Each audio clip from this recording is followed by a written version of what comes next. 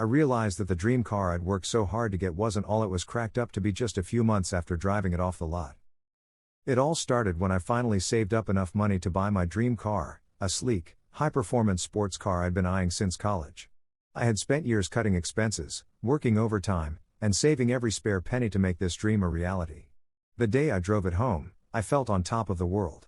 The engine roared to life, the interior was luxurious, and I couldn't wait to show it off to my friends. For the first few weeks, everything was perfect. I'd drive it around town, and people would admire it. I felt proud and accomplished. But as the novelty began to wear off, I started noticing the downsides. The car was a magnet for attention, and while it was flattering at first, it quickly became overwhelming. Every time I parked, I was worried about someone scratching it or denting it. I found myself constantly stressed about keeping it in pristine condition.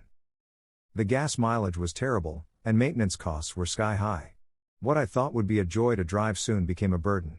The car was fun to show off, but it wasn't practical for my daily life. The excitement faded, and I started feeling trapped by the very thing I had once longed for. It didn't help that the car was a constant reminder of the sacrifices I'd made. I had missed out on vacations, social events, and even time with family while saving up for it. The car that was supposed to symbolize success and happiness had, instead, become a source of stress and regret. One evening, as I sat in my driveway staring at the car, I had an epiphany. The satisfaction I thought I'd gained from owning it didn't measure up to the reality. The thrill of driving it had faded, and the practical issues were outweighing the joy.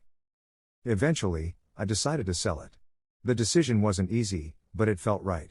I used the money to pay off some debt and put the rest into savings for future experiences, things that truly brought me joy and fulfillment. The experience taught me a valuable lesson about the difference between material possessions and true happiness. Sometimes, what we think will bring us satisfaction might not be as fulfilling as we imagined. In the end, it was the freedom and the ability to focus on what really mattered that made me feel more content.